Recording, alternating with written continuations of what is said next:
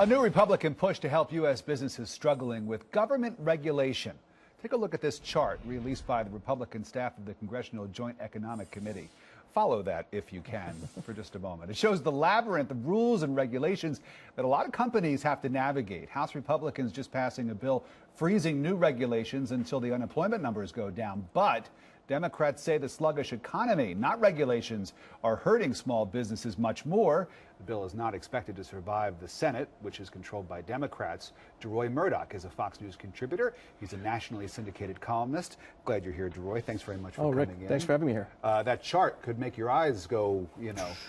It looks like a bowl of pasta, doesn't it? It does. It does. And now I'm hungry. Okay, so here's the line from your piece that jumped out at me. Between New Year's Day of 2012 and last Friday, so about a week ago, American businesses have grappled with 2,127 new regulations. These are new regulations like on top what? of the old regulations. This is one that I find kind of amazing. The National Labor Relations Board ruled that micro unions can exist within a larger workforce. So, for example, Bergdorf Goodman's, which is a big department store just a few blocks from here, rather than just dealing with the entire staff, they now have a separate union for the women's shoes departments on the 3rd floor and the 5th floor.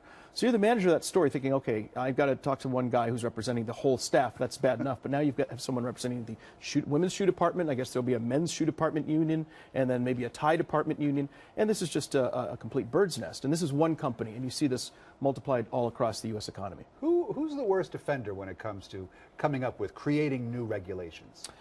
I think it's probably hard to pick one. I think off the top of my head, based on things I've been reading, the EPA is very bad. The EPA is very, very busy at this. And they came up with an amazing regulation which involves something called cellulosic ethanol. And they're required to, oil refineries are required to blend in a certain amount of this stuff, 6.6 million gallons last year. Only one problem, it doesn't exist. It exists in the laboratory, but you can't buy it. And so the oil company said, look, we'd love to blend it, but we can't buy it any more than we couldn't hire 100 leprechauns if you asked us to. And so the EPA didn't say, all right, fine, it doesn't exist. You know what they did? They said, we're going to fine you $6.8 million because you didn't blend in the substance that doesn't exist commercially. It's not commercially available. And I think in the oil industry, they see this as a problem. But if you hear this kind of a story and you're thinking, I want to expand my store, I want to go start a business, expand my factory, you hear about the people in Washington behaving with this kind of an attitude. And you think, you know, the deck is stacked against me. I'm either not going to start that business or I'm just going to keep everything where it is, put my money aside and hope that better management comes in next year. That's what I wanted to ask you about. For business owners, I mean, you have the big oil companies, but then you have small business owners who are just trying to make a living, trying to eke out a living with whatever they're doing. What do these regulations do for them? It makes life very difficult. A lot of these regulations are confusing. A lot of them are self-contradictory. This case goes back a few years, but John Stossel covered this sausage factory, of all things, I think in Maryland. And one regulation said you need to keep the shop floor dry so that people don't slide out and hurt themselves. But another regulation said you need to hose it down every hour to keep any dust or particles from getting into the sausage. So if the guy hosed down his shop floor, he'd be in violation of one regulation. If he kept it dry, he'd be in violation of another one. And he sort of tried to guess whether OSHA would show up or the USDA and kind of either hose down the floor or not, depending on who he thought was coming in.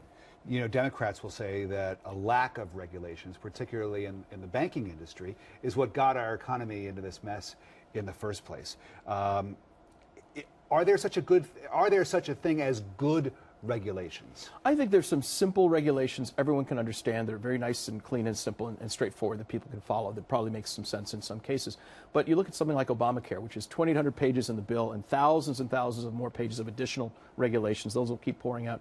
And according to the U.S. Chamber of Commerce, 73% of small business owners said that they're having trouble hiring and growing their companies because of Obamacare. And so you get these completely bizarre and unfathomable regulations, and it's very hard for people in business to respond in any kind of a sensible or positive way. So we mentioned the Republican plan, which will probably not go anywhere because of partisan politics in Washington.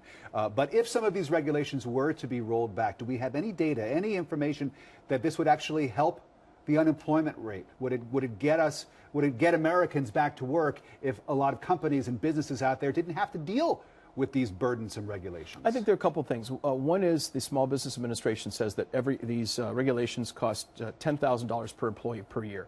And if you've got 10 employees, you figure I'm saving $100,000, maybe you now can afford to hire somebody.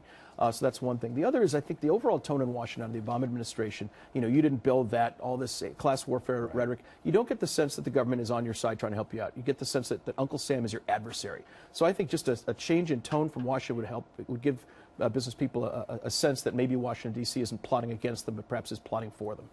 Deroy Murdock is a nationally syndicated columnist with Scripps Howard. He is a Fox News contributor, and you can find his piece. It's a very interesting piece. I would recommend you check it out.